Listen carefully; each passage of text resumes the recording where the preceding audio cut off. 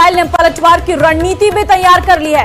Netanyahu आज जवाबी कार्रवाई पर चर्चा कर सकते हैं। कब और कहां जवाबी कार्रवाई करेगा, इस बात पर बात होने वाली है। तो ये क्या इस वक्त महायुद्ध की तरफ जो है कई देश आगे बढ़ते हुए नजर आ रहे हैं, और कल जो हमला किया गया उस हमले का जवाब दिया जाएगा, ये पहले ही कह दिया गया है। तो ऐसे में इजराइल के पलटवार के लिए ईरान पूरी तरीके से तैयार है। ईरान ने अपने हवाई क्षेत्र को भी बंद कर दिया है। तो अब इजराइल ने पलटवार करने की रणनीति पूरी तैयार कर ली है, और इजराइल ने यह साफ संदेश दे दिया है कि हमला बहुत बड़ा है और हमने पहले से ही पूरी तैयारी कर रखी थी, अब बस उसे एग्जीक्यूट करने की तैयारी है। कब, कहां, कैसे ये एग्जीक्यूट किया जाएगा, ये जवाबी कार्रवाई होगी, इसको लेकर आज एक बैठक होगी जिस पर आगे की रणनीति तैयार की जाएगी। तो इजराइल के पलटवार के लिए ईरान तैयार है। ईरान ने अपने हवाई क्षेत्र को बंद कर दिया है। कल सुबह 5 बजे तक ईरान का हवाई क्षेत्र बंद रहने वाला है। ईरानी संसद के स्पीकर ने इजराइल को चेतावनी दी है, अगर पलटवार किया तो कार्रवाई बिल्कुल अलग होगी। इजराइल के हमले के लिए तैयार ईरान। तो आपको जानकारी दे दें कि ईरान ने अपने हवाई क्षेत्र को भी पूरी तरीके से बंद कर दिया है। कल सुबह 5 बजे तक ईरान का हवाई क्षेत्र बंद है, और ईरानी संसद के स्पीकर ने साफ तौर पर इजराइल को एक चुनौती दी है, और चेतावनी में कहा गया है कि अगर पलटवार किया तो कार्रवाई बिल्कुल अलग होगी। इजराइल के हमले के लिए तैयार ईरान, बागेर की तरफ से कहा गया है। तो कल ईरान ने जिस तरीके से इजराइल पर हमला किया था, और अब बदले की आग इजराइल में लगातार तेज होती हुई नजर आ रही है, और इजराइल ने कहा है कि इस पर जवाबी कार्रवाई होगी। और वहीं ईरान की तरफ से कहा गया है कि अगर पलटवार किया तो कार्रवाई बिल्कुल अलग होगी। और ईरान और इजराइल युद्ध के बीच एक और बड़ी खबर यह है कि दिल्ली में इजराइल एम्बेसी की सुरक्षा को भी बढ़ाया गया है। सूत्रों के हवाले से जानकारी है कि एम्बेसी के बाहर अतिरिक्त सुरक्षा बल तैनात है। इजराइल एम्बेसी के बाहर पेट्रोलिंग बढ़ाई गई है। तो ये युद्ध एक तरफ लगातार जारी है, और इसे युद्ध नहीं कहेंगे आप, क्योंकि ये महायुद्ध की तरफ बढ़ गया है। और ऐसे में इस बीच जो दिल्ली में इजराइल की एम्बेसी है, वहां पर भी सुरक्षा को कड़ा कर दिया गया है। ऐसा सूत्र बता रहे हैं कि वहां पर पेट्रोलिंग बढ़ाई गई है, और जो सुरक्षा में तैनात रहते हैं सुरक्षा बल, उनकी संख्या भी बढ़ाई गई है। तो सूत्रों के हवाले से ये बड़ी जानकारी से सबको आपको रूबरू करवा रहे हैं कि इस युद्ध के बीच, क्योंकि असर कई देशों पर पड़ सकता है इस युद्ध का, ऐसे में दिल्ली में भी पूरी अलर्टनेस जारी की गई है। खासकर एम्बेसी के बाहर, जो इजराइल एम्बेसी है उसके बाहर सुरक्षा को बढ़ा दिया गया है। वहां पर जो सुरक्षा बलों की तैनाती है उसे बढ़ा दिया गया, और पेट्रोलिंग लगातार हो रही है। ऐसा सूत्रों के हवाले से जानकारी निकलकर सामने आ रही है। संवाददाता शंकर आनंद फोन लाइन पे इस वक्त हमारे साथ है। शंकर, ये जो जानकारी सामने आ रही है कि इजराइल एम्बेसी के बाहर पेट्रोलिंग बढ़ाई गई है, सुरक्षा बढ़ाई गई है, आपके पास क्या अपडेट है? निश्चित तौर पे कह सकते हैं कि जिस तरह से इजराइल के राजधानी दिल्ली स्थित जो इजराइल एम्बेसी है उसके आसपास में सुरक्षा व्यवस्था काफी पुख्ता कर दी गई है। हालांकि इस जोन में तो हमेशा सुरक्षा व्यवस्था काफी कड़ी रहती है, लेकिन कल रात की जो घटना है उसके बाद से और ज्यादा सुरक्षा व्यवस्था बढ़ाई गई है। आसपास में किसी भी लोगों को वहां पे जाने की या किसी भी वाहन को वहां पर खड़ा होने की इजाजत नहीं दी जा रही है, और इस मामले पर जो आसपास में लगे हुए तमाम जो सीसीटीवी कैमरे हैं उससे भी बाकायदा मॉनिटर की जा रही है, जिससे कि उस इलाके में हर संदिग्ध गतिविधियों पर नजर रखा जा सके। चाहे इजराइल एम्बेसी की बात करें या ईरान एम्बेसी की बात करें, ये दोनों एम्बेसी के आसपास में खास तौर पर दिल्ली पुलिस के द्वारा सुरक्षा व्यवस्था बढ़ाई गई है, और वहां पर होने वाले हर एक संदिग्ध गतिविधियों पर नजर रखी जा रही है। और इसके साथ साथ आसपास में बैरिकेड जो हैं वो ज्यादा पहले से और ज्यादा लगा दिए गए हैं, और इसके साथ साथ वहां पे जो सीसीटीवी लगे हुए हैं आसपास में, उन तमाम सीसीटीवी के माध्यम से उस पूरे इलाके को मॉनिटर किया जा रहा है। क्या कोई इनपुट है, या फिर कल जो युद्ध हुआ था, कल जो हमला किया गया था, उसके बाद ये सुरक्षा को कड़ा किया गया है कि कहीं किसी भी तरीके की कोई हलचल दिल्ली में पैदा ना हो सके?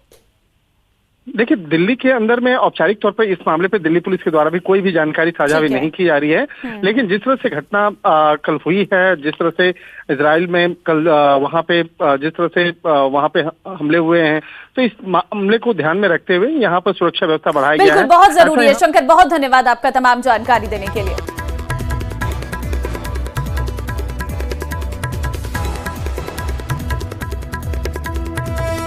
और अब इजराइल पर ईरान के हमले की सबसे ताजा तस्वीरें आई हैं। दरअसल ईरान के मिसाइल अटैक का एक वीडियो सामने आया है और वीडियो में मिसाइल इजराइल के इलाके में गिरती नजर आ रही है।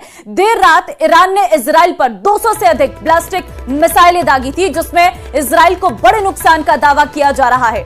तो ये तस्वीर भी हम आपको दिखा रहे हैं। ये वही हमले का वीडियो है जो कल देर रात देखने को मिला था, जब ईरान के हमले की ये ताजा तस्वीर हम आपको दिखा रहे हैं। ये हमले का वो वीडियो है जहां पर आप देख सकते हैं किस तरीके से मिसाइलों को दागा गया था और जैसे ही मिसाइल जमीन पर गिरती है तो उसके बाद किस तरीके का धुआं उठता है। काफी ज्यादा नुकसान हुआ है। 200 से ऊपर की बैलिस्टिक मिसाइल बताई जा रही हैं जो ईरान की तरफ से दागी गई हैं। इजराइल पर हमले का ये वीडियो सामने आया है और अब इजराइल इस दिशा में कदम बढ़ा रहा है कि कैसे ईरान ने हमला किया था वैसा ही इजराइल ईरान पर हमला करेगा। अब इसको लेकर जो युद्ध है वो महायुद्ध की तरफ बढ़ रहा है। तो इजराइल पर ईरान के ताबड़तोड़ हमले के बाद इराक में जश्न मनाया गया। इराक के लोग देर रात सड़कों पर उतरे और मिलकर जश्न मनाया है। बीती रात ईरान ने इजराइल पर एक के बाद एक करीब 200 मिसाइलों से हमला किया, जिसमें इजराइल को बड़ा नुकसान होने का दावा किया जा रहा है। तो आप ये जश्न की तस्वीरें देखिए, क्योंकि इराक में जश्न देखने को मिला था। इजराइल पर हमले की तस्वीर और सड़कों पर लोग उतरे और वहां पर जश्न मनाते हुए नजर आए। तो एक तरफ हम आपको वो तस्वीर दिखा रहे हैं जहां पर मिसाइलों से अटैक किया गया था। भारी नुकसान यहां पर साफ तौर पर हुआ है इजराइल पर इस हमले का, और साफ तौर पर दूसरी तरफ इराक में जश्न की एक तस्वीर हम आपको दिखा रहे हैं। लेकिन सड़कों पर जब लोग उतरे तो जश्न का माहौल देखने को मिला था। तो इजराइल पर जो हमला हुआ है, इजराइल में तो बहुत ज्यादा नुकसान जरूर हुआ है, कई लोग इसमें मारे गए हैं और बड़े से बड़ा नुकसान का अंदेशा इसमें जताया जा रहा है। लेकिन दूसरी तरफ हम इराक में देखें तो वहां पर जश्न का माहौल देखने को मिल रहा है। लेकिन अब क्योंकि ये जश्न और ये जो मिसाइलों से अटैक हुआ है, इसका नुकसान आने वाले समय में कई देशों को उठाना पड़ सकता है, क्योंकि ये युद्ध दो देशों के बीच नहीं बल्कि ये पूरे विश्व स्तर पर ये बड़ा युद्ध है। अब ऐसे में देखना होगा ये युद्ध किस तरीके से महायुद्ध में तब्दील हो सकता है। तो इजराइल पर हुए हमले के बाद से प्रधानमंत्री नेतन्याहू ने ईरान को अंजाम भुगतने की चेतावनी दी है। इजराइल ने कहा है कि ईरान ने जो किया है उसकी बहुत भारी कीमत उसे चुकानी होगी। इसके अलावा अमेरिका, ऑस्ट्रेलिया समेत इजराइल का समर्थन देने वाले तमाम देश ईरान के खिलाफ लामबंद हो गए हैं। यानी जो कुछ अभी दुनिया देख रही है उससे भी भयानक हालात मिडिल ईस्ट में हो सकते हैं। ये रिपोर्ट देखिए।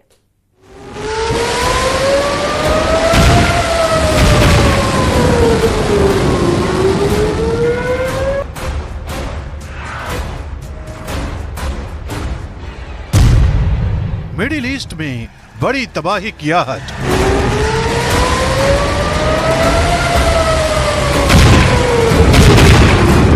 ईरान के मिसाइल हमलों ने बजाया बर्बादी का सायरन।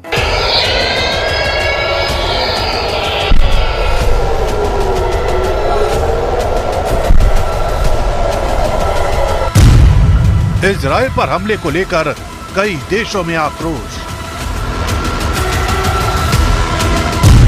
क्या ईरान का हमला सब कुछ ले डूबेगा?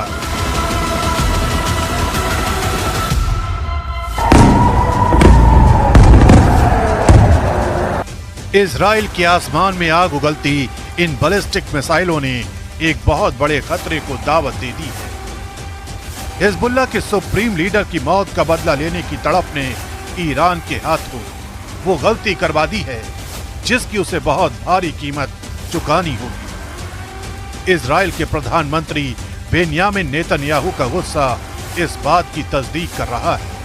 התמיכתה במאמץ ההגנה שלנו. איראן עשתה הערב טעות גדולה, והיא תשלם על כך. המשטר באיראן לא מבין את נחישותנו להגן על עצמנו, ואת נחישותנו לגמול לאויבינו. סינואר ודף לא הבינו זאת, נסראללה ומוחסן לא הבינו זאת. ईरान के हमले पर इजराइल की डिफेंस फोर्स का बड़ा बयान सामने आया है। इजराइल की डिफेंस फोर्स का कहना है कि ईरान के खिलाफ हमारा ऑपरेशन तैयार है। Iran's attack is a severe and dangerous escalation.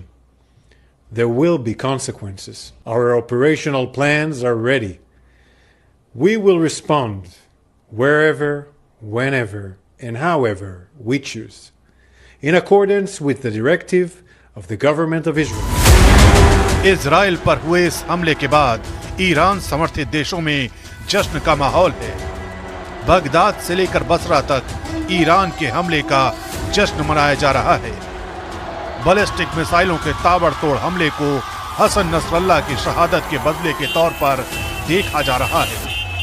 लेकिन अमेरिका ने जो कुछ कहा है वो इस जश्न को किसी भी वक्त मातम की नई लहर में तब्दील कर सकता है, क्योंकि इजराइल पर हुए हमले के बाद अमेरिका की तरफ से डराने वाली प्रतिक्रिया आई है। हम इजराइल की मदद के लिए तैयार हैं, ईरान को इसका अंजाम भुगतना होगा। इजराइल पर ईरान के हमले पर अमेरिकी राष्ट्रपति जो बाइडेन का बयान भी सामने आया है। बाइडेन ने कहा है कि इस वक्त अमेरिका इजराइल के साथ खड़ा है। साथ ही उन्होंने ये भी कहा कि ईरान ने इजराइल पर जो हमला किया वो पूरी तरह से फेल था। The United States military actively supported the defense of Israel, and we're still assessing the impact. But based on what we know now, the attack appears to have been defeated and ineffective. And this is testament to Israeli military capability and U.S. military.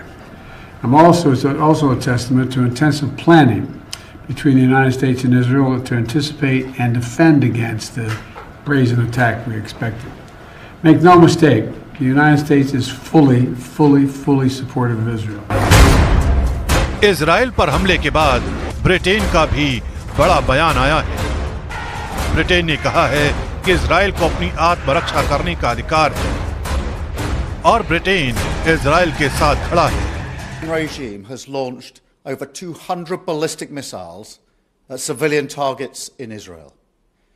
It's too soon to assess the impact fully, but I utterly condemn this attempt by the Iranian regime to harm innocent Israelis, to escalate this incredibly dangerous situation and push the region ever closer to the brink. It cannot be tolerated. We stand with Israel and we recognize her right to self-defense in the face of this aggression. Iran must stop these attacks. उधर Australia ने भी Israel पर हुए हमले पर अपनी तीखी प्रतिक्रिया जाहिर की है। साथ ही ऑस्ट्रेलिया ने अपने नागरिकों से वॉर जोन से निकलने की अपील भी की है। We of course condemn Iran's actions. We once again reiterate the call that we've made along with the United States, the United Kingdom, the European Union, Italy, Germany, Japan, Saudi Arabia, Qatar, the UAE, other nations as well, calling for a de-escalation.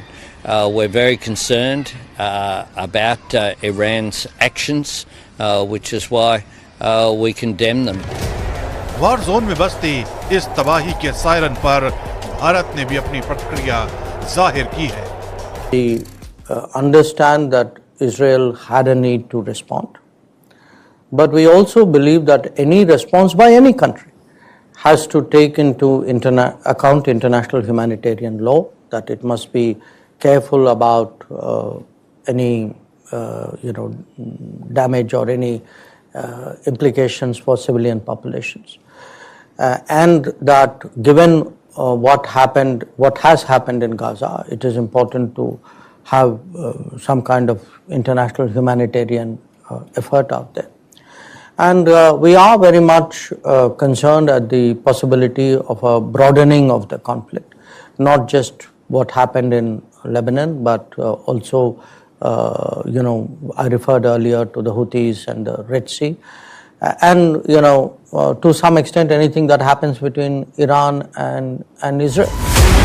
यानी बदले की आग में धधकती ये कहानी middle east के लिए डराने वाली चुनौतियां लेकर आने वाली है, क्योंकि इजराइल पर हुए हमले को दुनिया के कई देश आतंकी हमले के तौर पर देख रहे हैं। यही वजह है कि ईरान के लिए आने वाले कुछ घंटे बहुत भारी साबित हो सकते हैं। और इस बीच बड़ी खबर यह भी आ रही है कि जैसे इजराइल की तरफ से हिजबुल्लाह के टॉप कमांडर की लिस्ट जारी की गई थी, वैसे ही ईरान की तरफ से भी एक पोस्टर जारी किया गया है जिसमें इजराइल के पीएम नेतन्याहू को टॉप लिस्ट में रखा गया है और उन्हें जिंदा या मुर्दा पकड़ने का मैसेज देखा गया है।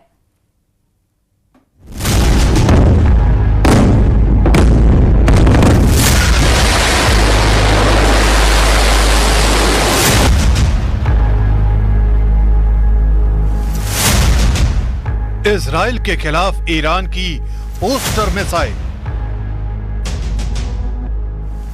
ईरान के पोस्टर में नेतन्याहू को बताया गया मोस्ट वांटेड।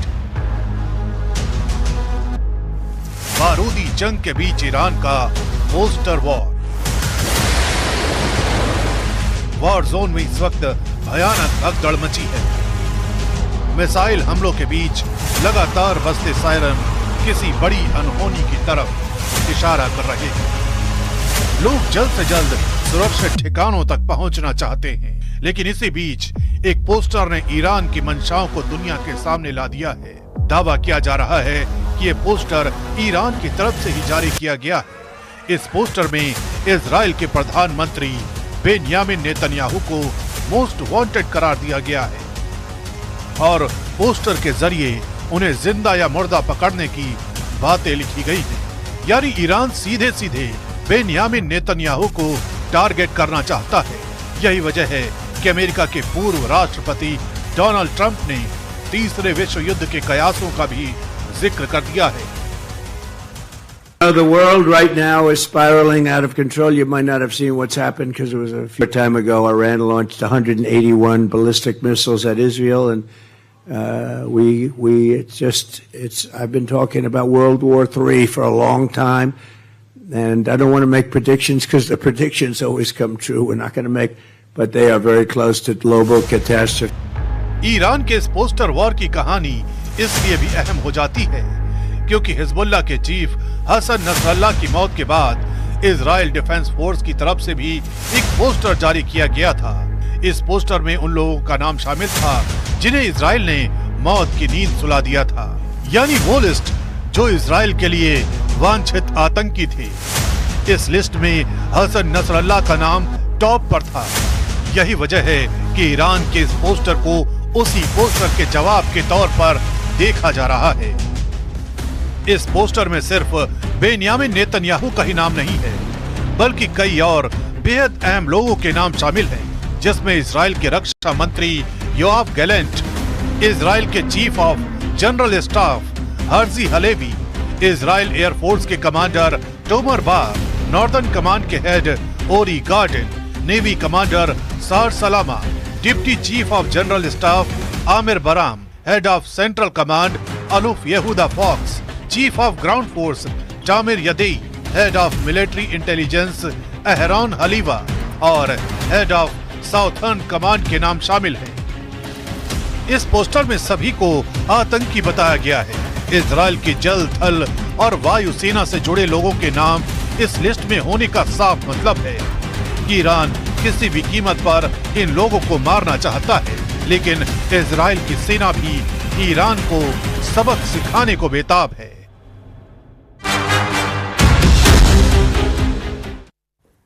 ईरान और इजराइल युद्ध के बीच बड़ी खबर है कि युद्ध के बीच भारत ने भी एडवाइजरी जारी की है। भारतीयों को ईरान यात्रा न करने की एडवाइजरी जारी की गई है।